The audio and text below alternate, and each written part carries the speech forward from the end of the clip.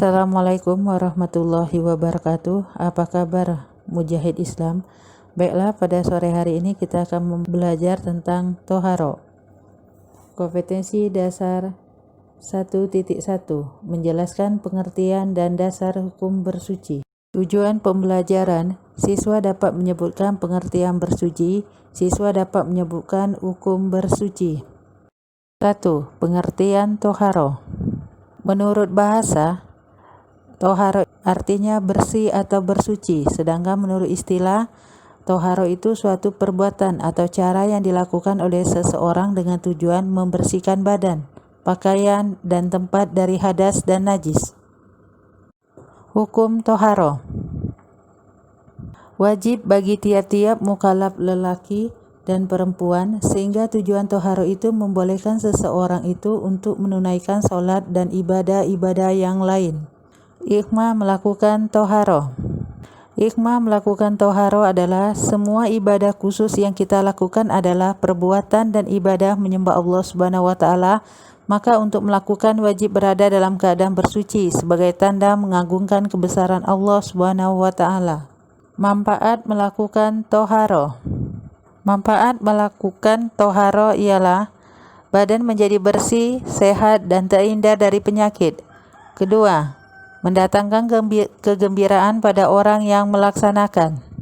Syarat wajib Toharo: berakal, balik, tidak lupa, tidak dipaksa, masuk waktu untuk mendirikan sholat fardu, berhenti darah haid dan nifas, ada air atau debu tanah yang suci, memiliki kemampuan untuk melakukannya.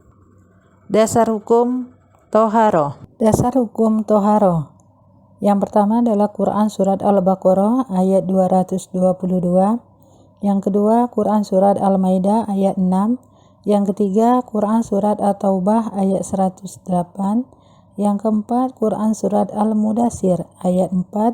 Yang kelima Quran Surat An-Nisa ayat 43. 3. Macam-macam Toharo. Berdasarkan hadis, Toharo dibagi menjadi dua, yaitu Toharo dari najis, Toharo dari hadas. Toharo dari najis berlaku untuk badan, pakaian, dan tempat, sedangkan Toharo hadas itu berlaku untuk badan seperti mandi, wudu, dan tayamum. Alat Toharo. 1. Air. Ditinjau dari hukumnya, air dibagi menjadi 3. 1. Air mutlak atau tahir mutahhir, suci menyucikan. Air mutlak adalah air yang masih asli, belum tercampur dengan sesuatu benda lain dan tidak terkena najis. Hukum air mutlak ini suci dan dapat menyucikan. Artinya, ia suci bagi dirinya, membersihkan benda lain. Contohnya air sumur, air hujan, air sungai, air salju atau es, air embun, air mata air. Allah Subhanahu wa Ta'ala berfirman, sabda Rasulullah Sallallahu Alaihi Wasallam, 2. Air mustakmal, air yang telah terpakai. Air mustakmal adalah air yang terpakai anggota-anggota orang berwudu dan mandi. Hukumnya suci mensucikan, sebagaimana halnya air mutlak, tanpa adanya perbedaan dari segi hukum sedikit pun. 3. Air tahir gairu mutahhir, suci tidak mensucikan. Air tahir gairu mutahhir adalah air yang hukumnya suci tetapi tidak dapat untuk menyucikan. Yang termasuk air jenis ini: pertama, air suci yang dicampur dengan benda suci lainnya sehingga air itu tidak berubah salah satu sifatnya. Contohnya, air kopi, air teh. Kedua, air suci yang kurang dari 1 kula dan sudah dipergunakan untuk bersuci dan telah merubah sifatnya. Ketiga, air buah-buahan atau air yang ada di dalam pohon, contohnya air bambu, air pohon pisang. 4. Air musyamas. Air musyamas adalah air yang dipanaskan pada matahari dalam logam yang dibuat dari besi, baja, tembaga, aluminium yang masing-masing benda logam itu berkarat. Air musyamas hukumnya makruh karena dikhawatirkan menimbulkan penyakit, tetapi tidak makruh pakaian, kecuali air yang terjemur di tanah seperti sawah, air logam, dan tempat-tempat yang bukan bejana yang mungkin berkarat. Adapun air logam yang tidak dapat berkarat dan dipanaskan pada matahari tidak termasuk musyamas. Demikian juga air yang tidak ditempatkan tidak pada logam dan terkena panas matahari, atau air yang dipanaskan bukan pada terik matahari. Misalnya, air direbus tidak termasuk musyammash. Rasulullah 4. Air mutanajis, air bernajis. Air mutanajis adalah air yang tadinya suci kurang 2 kula atau setara dengan 191,25 kg atau 10 drum minyak tanah goreng dalam ukuran volume, tetapi terkena najis dan telah berubah salah satu sifatnya, bau, rasa, atau warnanya. Hukum air jenis ini adalah najis, tidak boleh diminum dan tidak dipergunakan untuk ibadah seperti wudu, tayamum, mandi, atau mensucikan benda yang terkena najis.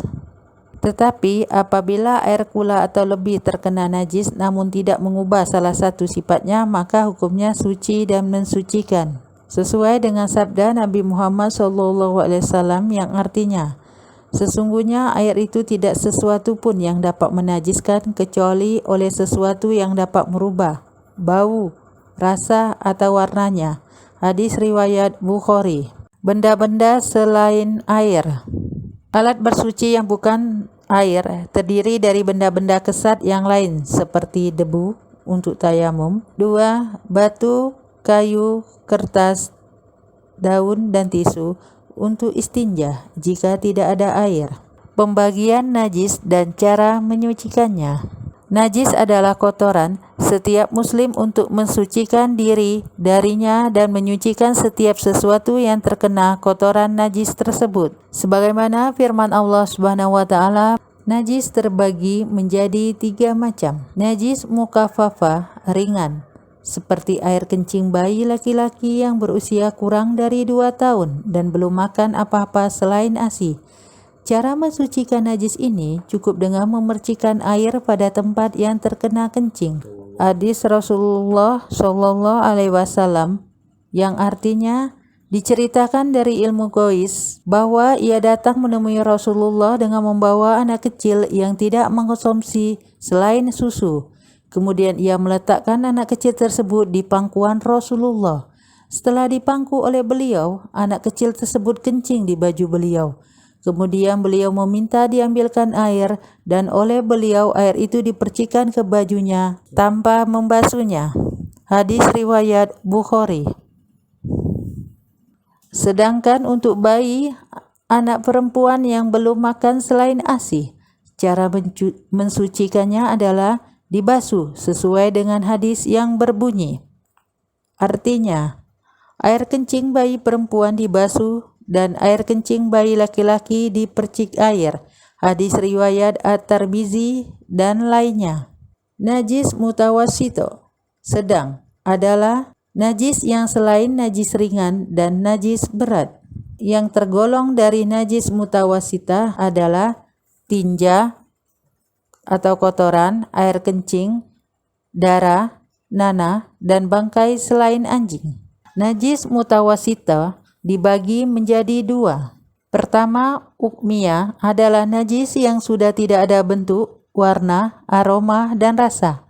Cara mensucikannya adalah dengan cara mengalirkan air sampai air basuh melebihi ukuran tempat yang terkena najis. Kedua, aniyah adalah najis yang masih memiliki salah satu bentuk, warna, aroma, dan rasa. Cara mensucikannya adalah dengan cara dibasuh sampai najis dan sifatnya hilang.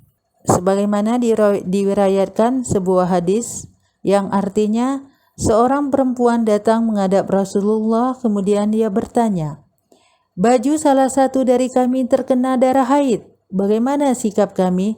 Rasulullah menjawab, digosok sekiranya sifat-sifatnya hilang. Setelah dibasuh, kemudian gunakan baju tersebut untuk sholat. Hadis riwayat Bukhari dan Muslim. Najis mukhalazah.